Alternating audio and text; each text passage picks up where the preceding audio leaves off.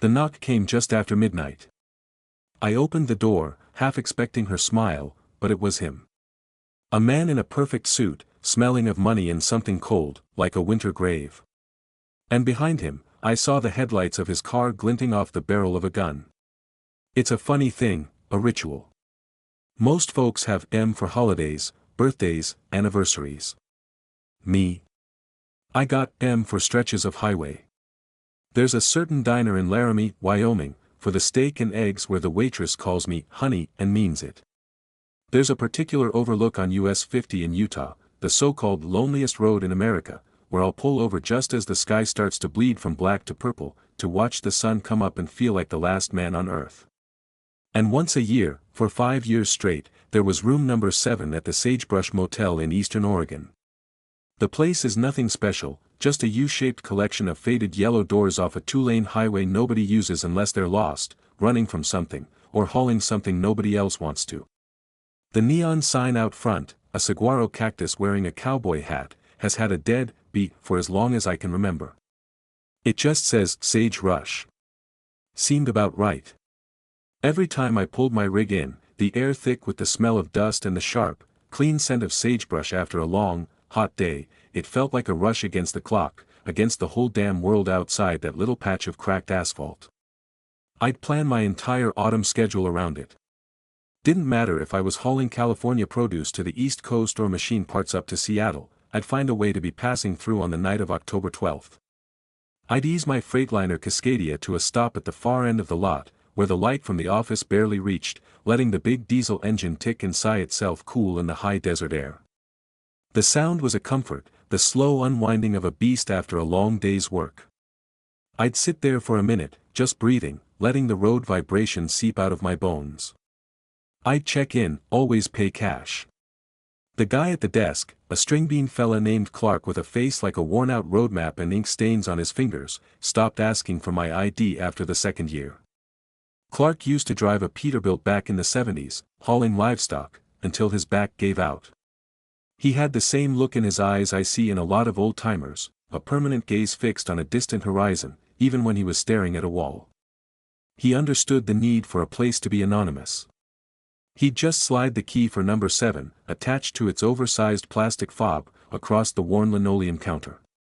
"She ain't here yet, Sam," he'd say, his eyes never leaving the crossword puzzle that was a permanent fixture on his desk. He never asked who she was. In a place like the Sagebrush, questions are bad for business. You trade cash for a key and a promise not to see anything you're not supposed to. "I know," I'd say back, the words feeling like part of a script we'd written together. Figured I'd get the place warmed up. He'd just grunt, a sound that could mean anything from, "be careful," to, "don't stain the sheets." Inside, the room always smelled the same, stale cigarette smoke from 1,000 lonely nights, the sharp chemical tang of industrial cleaner, and the faint, dry perfume of dust that had been settling since the place was built in the 50s. It wasn't a bad smell. It was an honest smell. It smelled of secrets and solitude. I'd pull the beaded chain on the lamp by the bed. The light was always yellow and weak, casting long shadows and making the whole room look like a faded photograph from a time you couldn't quite place. I'd drop my duffel on the vinyl chair that was always peeling in the same spot near the window, take out the bottle of good whiskey I'd bought special for the occasion in some liquor store 100 miles back, usually a Woodford Reserve, something smooth and quiet, and set it on the little particle board table between the two beds. I'd get 2 of the plastic-wrapped glasses from the bathroom, wipe them out with a clean shirt just in case, and set them next to the bottle. One for me, one for her. Then I'd sit on the edge of the bed that was farthest from the door and I'd wait. The waiting was part of it. It was a quiet space in a life that was all noise and motion, the constant thrum of the engine, the chatter of the CB, the hiss of the air brakes. For those couple of hours, I wasn't a trucker. I wasn't Samuel McCarty from Oklahoma, divorced, 2 million miles of road behind me and God knows how many more in front. I was just a man in a quiet room, waiting for a friend. Her name was Elena. And she was married. That's the first thing you gotta understand. This wasn't some torrid love affair, some cheap motel hookup. It wasn't a promise of a future or a plan to run away together. It was just October 12, room number 7. One night a year. It was a pocket of time that didn't belong to the rest of our lives. It was sacred, in its own strange, dusty way. The first year it happened, it was a total fluke. A happy accident, I guess you'd call it. I was weathered, bone-tired from a hard run pushing through an early blizzard in the Rockies. The kind of snow that comes down sideways and makes you grip the wheel so tight your knuckles turn white and your shoulders feel like they're locked in place. I'd been wrestling with the rig for 12 hours straight, my eyes feeling like they had sand in them, and my brain was buzzing from too much gas station coffee. I pulled into the sagebrush just looking for a few hours of shut-eye in a bed that wasn't vibrating with the rhythm of the road. She was at the check-in counter, her back to me, arguing in a hushed, desperate voice with Clark. Her car had died a few miles up the road, battery was dead, and her phone was, too. A perfect storm of bad luck on a desolate stretch of highway. She was holding a credit card, a fancy-looking platinum one, but the motel's ancient machine was on the fritz, blinking a little red error message like a taunt. She was on the verge of tears, trying to hold it together, but her voice was shaking. She wasn't dressed for being stranded. A nice black dress, the kind women wear to places I don't go, and heels that were completely impractical for the gravel lot outside. She looked like she'd stepped out of a magazine and landed in the wrong story. I could see the panic in her posture, the way she clutched her purse with white knuckles. She was a city flower wilting in the desert night. I'd seen that look before. A different place, a different woman, but the same look of being completely out of options. Out here, you learn to recognize it. It's the look of someone whose safety net has just vanished, who's realizing for the first time just how big and empty the world can be between the cities. I stepped up to the counter, the smell of road dust and diesel clinging to my clothes. I peeled off a couple of 20s from the roll I keep in my pocket for emergencies. Put her in the room next to mine, I told Clark, nodding at the key he was holding for me. And add a wake-up call for 6. For her room. She turned, startled. She was beautiful, but it was a tired kind of beauty. Her eyes were dark and wide, and she looked at my worn jeans, my scuffed Red Wing boots, and the cash in my hand with a mix of suspicion and relief. She tried to refuse, of course. Oh, no, I couldn't. I'll figure something out. I can just wait in my car. But I saw the exhaustion in those eyes. It was a look I knew well. The kind of tired that goes deeper than muscle, the kind that settles in your bones after too many miles or too many disappointments. It's a cold night to be sleeping in a car with a dead battery, I said, my voice probably rougher than I intended. It's alone. Pay me back if you see me again. I didn't want to argue. I just wanted to help her and then fall into a damn bed. Clark, without a word, took the money and handed her a key. He understood. It wasn't charity, it was road courtesy. Out here, you help who you can, because next week it might be you with a blown tire and no signal. Later, maybe an hour after I'd showered off the grime of the road and was about to pass out, there was a soft knock on the connecting door between our rooms. I hesitated. Late-night knocks in motels like this rarely lead to anything good. They usually mean trouble, or a proposition. Or both.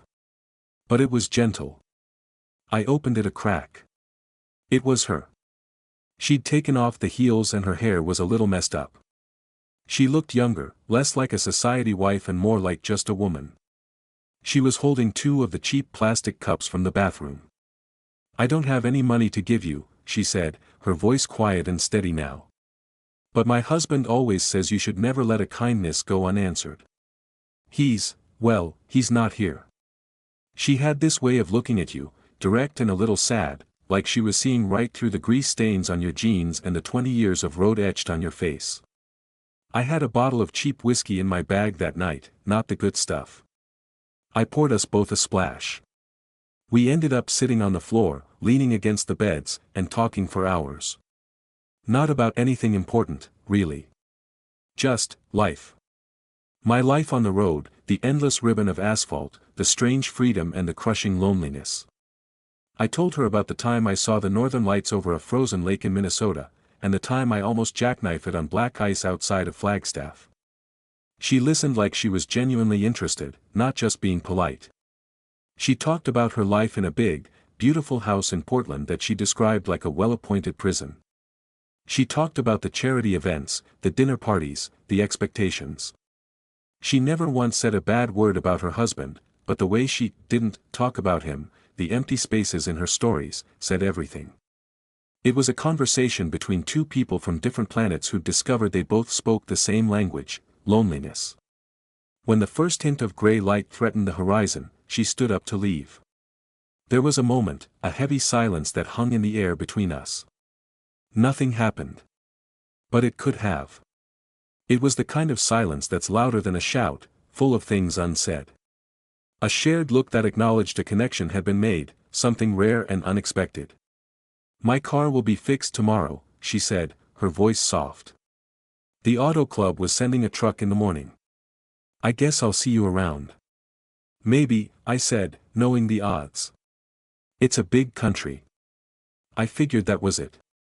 A strange, nice memory to carry with me down the highway, like a lucky coin. A year later, to the day, I was hauling a load of lumber down that same stretch of Oregon. I saw the sign for the sagebrush coming up and on a whim, a feeling in my gut, I pulled in. And there, parked in the space by room number 7, was the same sensible, dark blue sedan she drove. My heart gave a little kick. I almost kept driving. A man learns when to leave well enough alone on this job. Curiosity is a dangerous thing. But something made me stop, made me kill the engine. I got the room next door, number 8. I waited a full hour, my heart hammering against my ribs like a loose piston, before I finally got up the nerve to knock on the connecting door. When she opened it, she wasn't surprised. She just smiled, that same sad, knowing smile from a year ago. "I wondered if you'd remember the date," she said. That was the beginning of the ritual. She told me the date, October 12th, was her wedding anniversary. She said she spent it there every year. A way of marking it. At first I thought she was meeting a lover. Then, for a minute, I thought maybe she was meeting me, that our first encounter had started something. But the truth, I came to understand, was that she was just being alone. In a place that meant something to her. Until I stumbled into her orbit. So we made it our tradition. The second year, we laughed about the first. The third year, we brought photos, me of my rig, her of a garden she wasn't allowed to plant herself but designed in her head. The fourth year, she cried a little, not from sadness, but from relief. "This is the only place I can breathe all year, Sam," she'd said. We'd talk. We'd drink a little whiskey. We'd watch the bad cable TV and make fun of the commercials for personal injury lawyers and used car dealerships. And for one night, in that shabby little room, we weren't a long-haul trucker and a rich man's wife. We were just Sam and Elena. It was the purest, strangest thing I'd ever known. A friendship that felt more intimate than any love affair I'd ever had, maybe because it was built on conversation, not touch. We never crossed that line. It felt like breaking it would shatter the whole damn thing, like dropping a delicate piece of glass. The room was a sanctuary, and you don't mess up a sanctuary. This was the 5th year. And from the moment I saw her car, I knew something was wrong. She usually got there around 9. Her car would pull in quiet, she'd get out, and walk to the door with a calm, deliberate slowness, like she was shedding a skin with every step. But this time, she pulled in fast, her tires crunching loud on the gravel, kicking up dust. She got out and practically ran to the door, her head on a swivel, looking over her shoulder twice before she fumbled with the key. When I opened my door to let her in, she didn't smile. Her face was pale under the buzzing pink light, and there were new lines around her eyes, the kind that don't come from laughing. She was holding a small, expensive-looking purse, clutching it to her chest like a life raft. "He knows," she whispered, her voice a ragged breath, before I could even say hello. The words hit me like a splash of ice water. My blood went cold. "He? Your husband?" She nodded, her eyes wide with a kind of primal fear I'd never seen on her before. "Richard. I don't know how. I was so careful. I left my phone at home, the one he tracks. I took a different car from the garage, one he never uses. But I had this feeling the whole way here. Like I was being watched. I pulled her inside, my hand on her arm. She was trembling. I locked the deadbolt and pulled the chain across. A useless gesture against a determined man, but it's what you do. It's a ritual of its own. Sit down, Elena. Breathe. Tell me what's going on. She sank onto the edge of the bed, the cheap bedspread crinkling under her. She looked small and fragile in the big, empty room. He's been different lately, Sam. More possessive. He installed a new security system in the house last month. Cameras everywhere. Inside and out. He put a tracking app on my phone, said it was for my safety in case my car broke down. She laughed, a short, bitter sound with no humor in it. He calls it peace of mind. It feels more like a leash. I went to the table and poured her a whiskey, neat.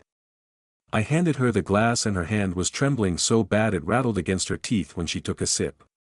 Why now? I asked, keeping my voice low and calm. Panic is contagious. Why is he tightening the screws all of a sudden? He's closing a big deal, she said, staring at the amber liquid in her glass as if it held the answers. A merger. It's all he talks about. Worth hundreds of millions. Everything has to be perfect. His business, his house, his wife. She said the word wife like it was a job title she was failing at. Any imperfection, any loose thread, he has to snip it. Control it. And I think he sees me as a loose thread. I thought about my own marriage, a lifetime ago. It didn't end because of a monster like that. My ex, Brenda, she wasn't evil. It just eroded. Like a coastline. Two people standing on the same piece of land, watching the sea take a little more of it each day until you look down and realize you're on separate islands. There was no big drama, no slammed doors. Just a quiet, suffocating control of a different kind. The way she'd sigh when I'd talk about a long run coming up. The way she'd rearrange the tools in my garage because they weren't organized. The way she'd talk about my friends as those trucker people. It wasn't a leash like Elena's, more like a spiderweb. You don't feel it at first, not really. It's just 1,000 tiny threads. Until you try to move, to be yourself, and realize you're stuck fast. I signed the divorce papers in a truck stop diner outside of Reno, the pen scratching on the cheap paper, and I felt more relief than sadness. Looking at Elena, seeing the pure terror in her eyes, all I felt was a cold, heavy dread for her.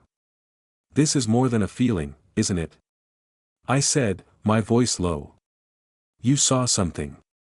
Tell me. She looked up at me, and a single tear finally broke free.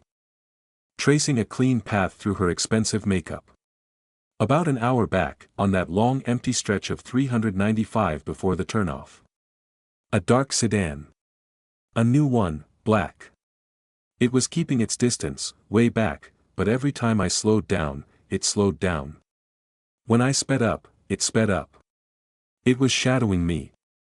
When I took the exit for the motel, it kept going straight, but I don't know, Sam. It felt wrong.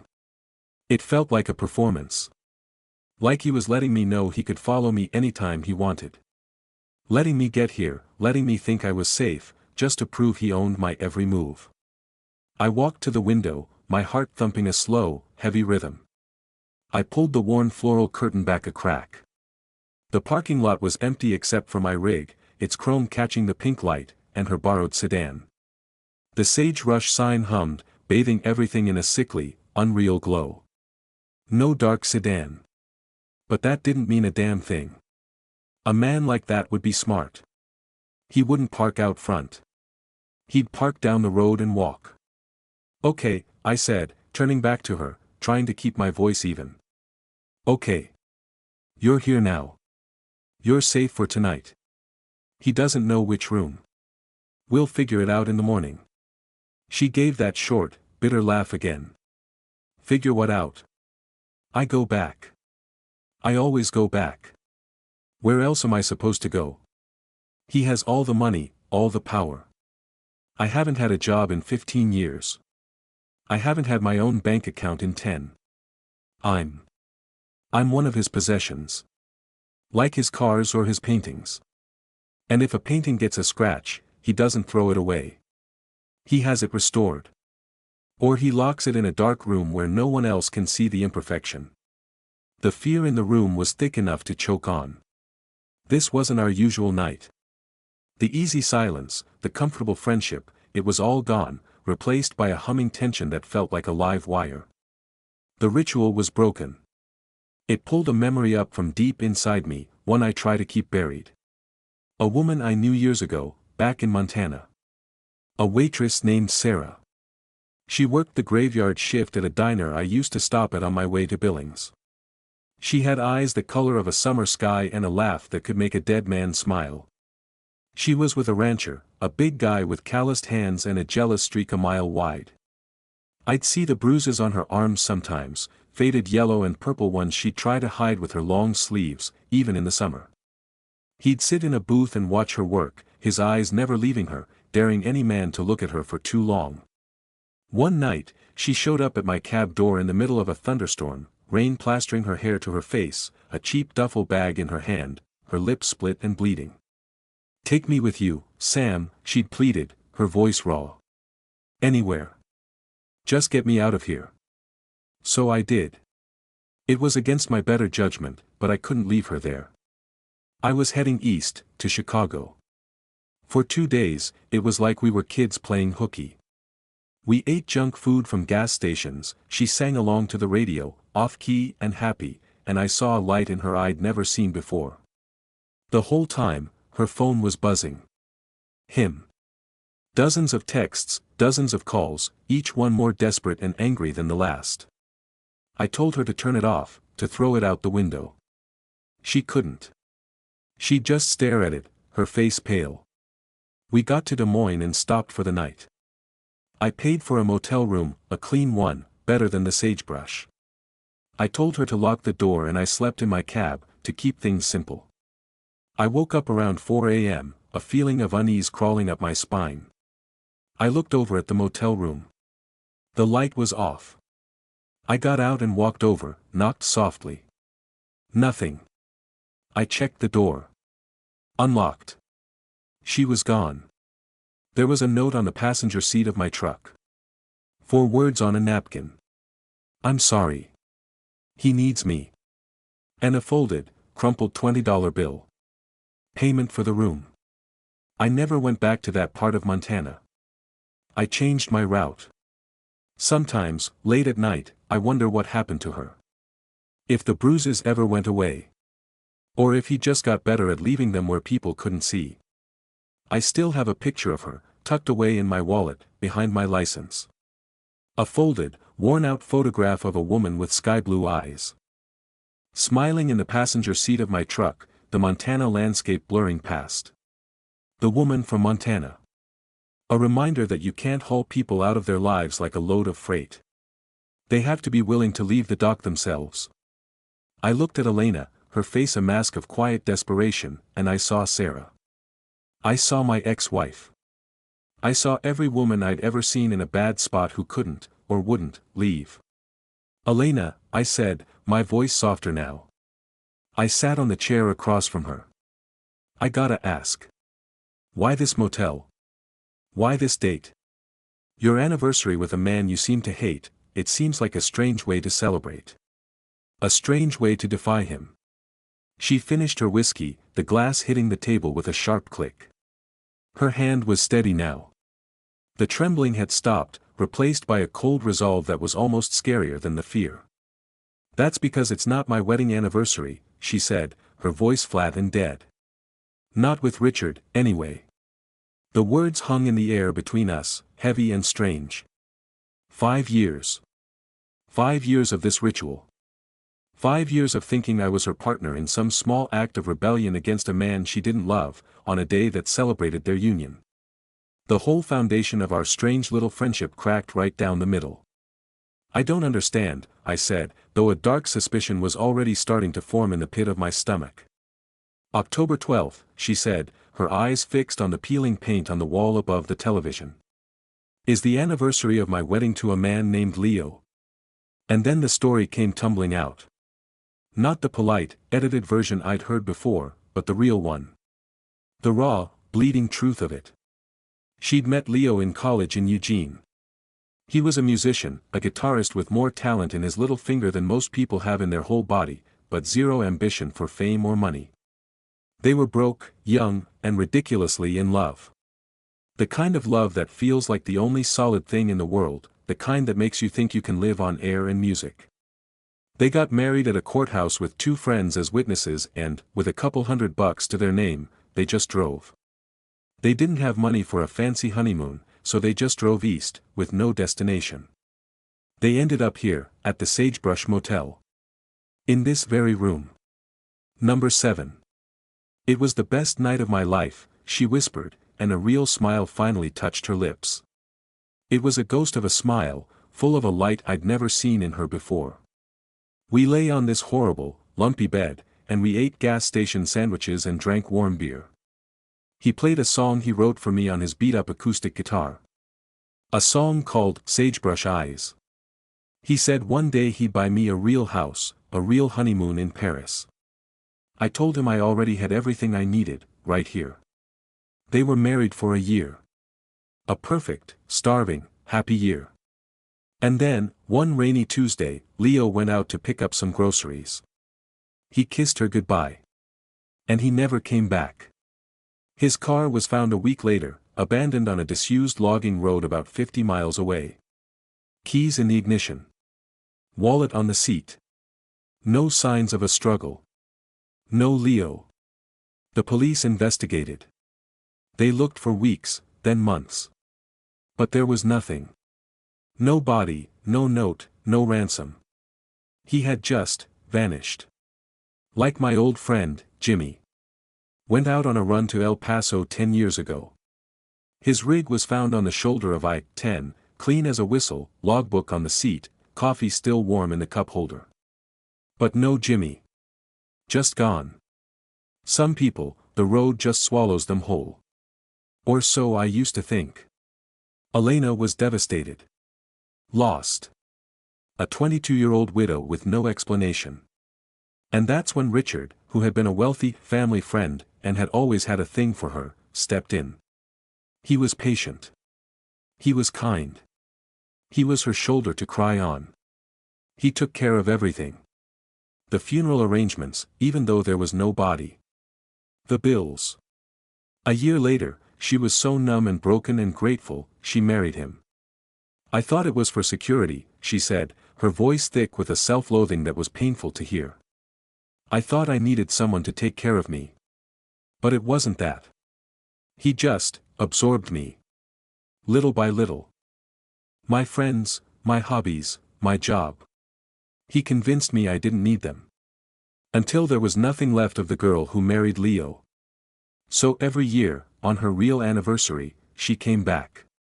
Back to room number 7. It wasn't an escape from Richard. It was an escape back to herself. A pilgrimage to the last place on earth she'd felt truly happy, truly free. A way to spend one night with a ghost.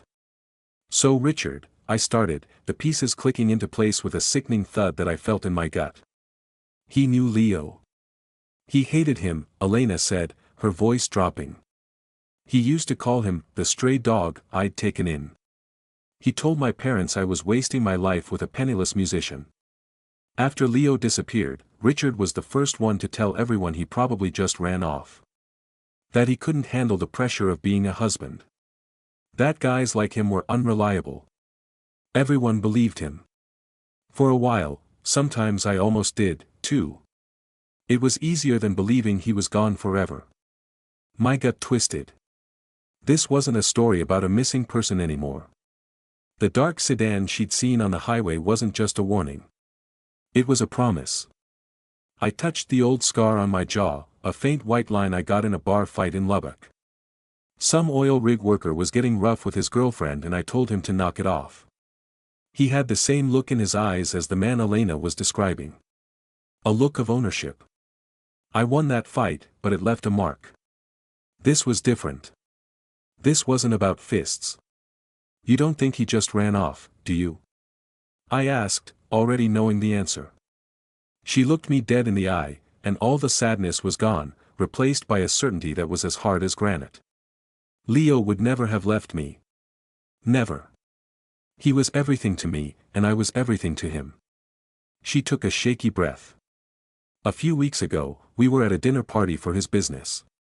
He'd had too much to drink, which he rarely does. He was bragging about this merger, about how he always gets what he wants. How you have to be ruthless and eliminate any obstacle to succeed. And he looked at me, right in front of all those people, and he smiled. He said, "Even with you, my love. I knew you were meant for me from the first moment I saw you. I just had to be patient. I just had to wait for the stray to wander off." The room was utterly silent. The only sound was the incessant, low-frequency buzz of the neon sign outside, a sound that suddenly felt sinister, like the hum of a predator. "He didn't just wait, did he?" I said. It wasn't a question. She just shook her head, tears streaming down her face now, silent and hot. "He got what he wants. He always gets what he wants. And now he knows I come here. To Leo's place. He can't stand it. He can't stand that there's one part of me, one memory, that he doesn't own." And in that moment, I hated Richard with a purity I usually reserved for dispatchers who give you a bad route or four-wheelers who cut you off in rush hour. It was a deep, primal hate. For the man in the suit, the man who takes and calls it love, who buries his mistakes and calls it success.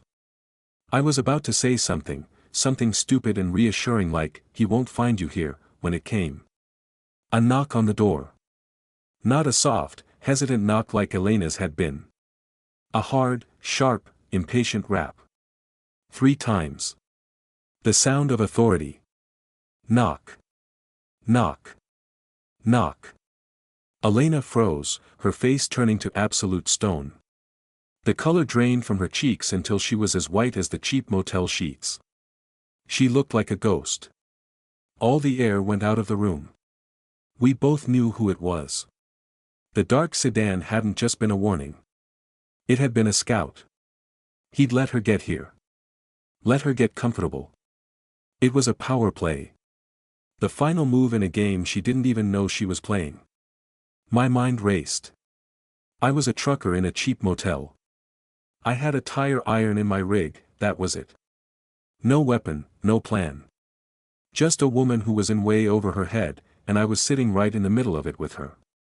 I held up a hand, motioning for her to be quiet, to move to the far corner of the room, away from the door, out of the line of sight. My heart was a drum against my ribs, loud and frantic. Knock. Knock. Knock, louder this time. Demanding. An order, not a request. "Elena," a voice said through the thin wood of the door. It was smooth, calm, and laced with a condescending authority that made the hairs on my arms stand up. "I know you're in there. Open the door. This little game is over. We're going home." I took a breath. I had one card to play, and it was a weak one. I was a nobody. A ghost on the highway. A man with no name to a guy like him. And sometimes, being a nobody is the best defense you've got. I walked to the door, my boots silent on the thin, stained carpet. I looked through the peephole, the little fisheye lens warping the world outside. It was him. Richard. Standing there in a tailored dark suit that probably cost more than my last 3 paychecks. He looked like he was about to chair a board meeting, not bust up a secret in a roach motel. His silver hair was perfect. His face was a mask of calm, but his eyes, even through the distorted lens, were like chips of ice. And just behind him, half in the shadows by the peeling paint of room number 6, was another man. A big guy, built like a brick shithouse, wearing a dark jacket that didn't fit the warm night. He was staring straight ahead, professionally bored. And under the pink glow of the Sage Rush sign, I saw it. The glint of steel. The butt of a handgun tucked neatly into his waistband. This wasn't about a cheating wife anymore. This was about tying up a loose end. A 15-year-old loose end. And I was the new complication. I took a step back from the door, my mind spinning. I looked at Elena, huddled in the corner, her face a mess of terror. She was trapped. We both were. I made a decision. It was a stupid one, a reckless one, but it was the only one I had. I had to change the story. I had to make it ugly. I had to drag his perfect, controlled world down into the mud with me.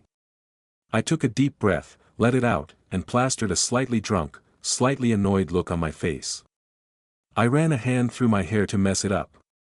I walked back to the door and unlocked the deadbolt, but not the chain. I cracked it open, the chain pulling taut. Yeah. What do you want? I grumbled, pitching my voice lower, rougher, like I'd been woken up. Richard's perfect composure flickered for a fraction of a second. He wasn't expecting me. He was expecting to find his wife alone, scared, and easy to control.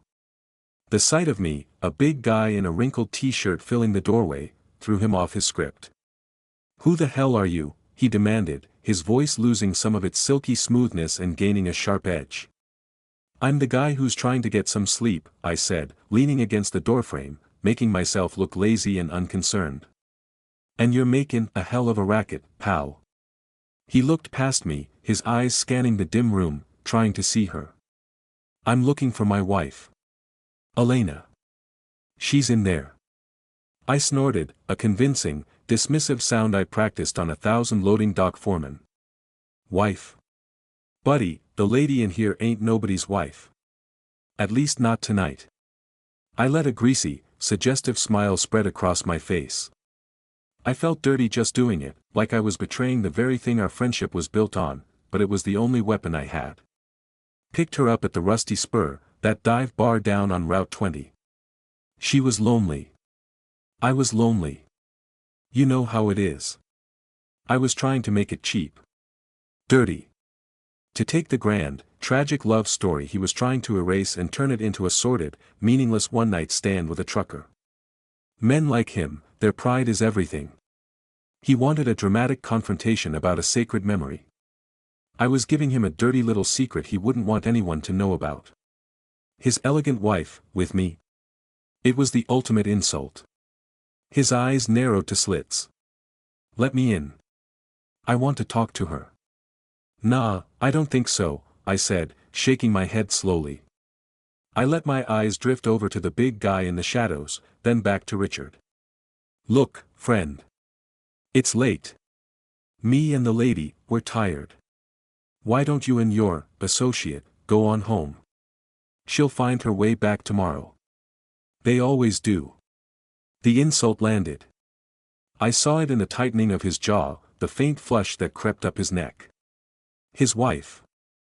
With a greasy, anonymous trucker. It was an affront to his entire world. It was perfect. "You have no idea who you're talking to," he hissed, his voice low and dangerous, all pretense of civility gone. "And you have no idea who you're messing with," I shot back, my voice dropping to a gravelly whisper, letting some of my own road-hardened anger seep through. "I'm an independent hauler. My logbooks are my own. I got friends in low places all up and down this coast. I know every state trooper, every sheriff, and every way station master on this route from Portland to Cheyenne. You think you're the first pissed-off husband I've seen show up at a motel door. Now, you can make a scene. Your boy there can pull his piece. And tomorrow morning, the cops will be swarming this place. They'll be talking to Clark at the front desk, who used to drive for Mayflower and hates bullies. They'll be talking to me. They'll be talking to your wife Dash. They'll be asking questions. About tonight. About why you're so desperate to get her out of a cheap motel in the middle of nowhere. Maybe they start asking other questions, too. About old history. Things people thought were forgotten. A missing person case from 15 years ago, maybe. A musician named Leo. Those things never really close, you know. An ambitious DA loves a cold case with a rich guy attached. I was bluffing my ass off. I knew a few cops to say hello to, sure, but not like that. But I was counting on the one thing men like Richard fear more than anything, a mess. A public, uncontrollable mess right when his life had to be perfect for his big money merger. I saw the calculation in his eyes. He looked from me to the closed door, to his heavy, and back to me. He was weighing the cost. Was silencing me, right here, right now, worth the fallout? The risk of some backwoods sheriff getting a hero complex and digging into the past. For a long, terrible moment, I thought I'd pushed too far. The big guy shifted his weight, and his hand moved slowly toward the inside of his jacket. My own muscles tensed, ready for the chain to break. Then Richard gave a slight, almost imperceptible shake of his head. He relaxed. He smoothed the front of his suit jacket and a cold, reptilian smile spread across his face. The mask was back on. "You're right," he said, the smoothness returning to his voice. "She's not worth the trouble. A flawed asset." He looked past me, his voice raising so she could hear. "Elena. Get your things. You're leaving." I unhooked the chain and stepped back, my heart feeling like a lead weight in my chest. There was nothing else I could do. I'd won the battle, but she had lost the war. Elena walked towards the door like a woman walking to her own execution. Her face was blank, her eyes empty. She wouldn't look at me. She just clutched her purse and walked past Richard, out into the night. He put a hand on the small of her back, a gesture that looked like affection to a stranger but was pure ownership. A guide. A brand. As she passed, she turned her head just enough, just for a second, to meet my eyes. It was a look I'll take to my grave. It wasn't love. It wasn't gratitude. It was recognition. A shared, hopeless understanding. An apology for what I had to say, and a goodbye. The look of a prisoner being led back to her cell. Richard paused in the doorway, his expensive cologne filling the space. "A piece of advice," he said to me, his voice barely a whisper. "Stay out of things that don't concern you. This road is a long and lonely place. It's easy to get lost." It wasn't advice. It was a threat. A promise. The same kind of promise that probably made Leo disappear on a logging road 15 years ago. Then he turned and walked away, guiding Elena to his sleek, black car that was now parked next to hers, its engine purring. The heavy followed, got in the passenger seat. The doors shut with a solid, expensive thud that echoed in the quiet lot. The engine started with a low growl, and they pulled out, their taillights disappearing down the dark highway, leaving her sensible blue sedan behind like a piece of trash. I was alone. I shut the door to room number 7 and leaned against it. My legs weak, my hands shaking. The room was exactly as it was before she arrived, only now it felt 100 times emptier. Colder. The bottle of whiskey sat on the table next to the 2 glasses. One of them had the faint, perfect imprint of her lipstick on the rim. The sanctuary was violated. The ritual was over. Forever. I knew I could never come back to this room. It wasn't a shrine anymore. It was a crime scene. A tomb. I didn't sleep. I just sat in a chair, the one she'd sat in, and watched the night fade into the gray, unforgiving light of dawn. I thought about Leo, the musician who loved a girl in a cheap motel room and wrote a song about her eyes. I thought about my friend Jimmy, who vanished into the Texas sun, and the way his wife waited by the phone for a year before she finally gave up. I thought about Richard's threat, and for the first time in a long time on the road, I felt a prickle of genuine fear. Not for a fight, but for a disappearance. A quiet removal. I couldn't save any of them. All I did was witness. All I did was bear a part of their story for a little while, carrying it with me down the road like another piece of secret, heavy cargo. Before the sun was fully up, I was gone. I left the key in the room. I left the whiskey, the 2 glasses, the lipstick print, all of it. I walked out into the cool, sharp air and climbed into the familiar cab of my Freightliner. The smell of diesel and stale coffee was a strange comfort, the only constant I had. I fired up the engine, its familiar roar a good friend in a quiet morning, and it felt like I was waking a sleeping giant to protect me. As I pulled onto the highway, heading east into the sunrise, the desert was painted in breathtaking shades of orange and pink. It was beautiful, but it didn't feel that way. It just felt like another day, another mile to cover. Out here, you learn that some cages aren't made of steel bars. They're made of anniversaries and memories and men in expensive suits. And all a man like me can do is keep on driving, hauling the ghosts of people you couldn't save.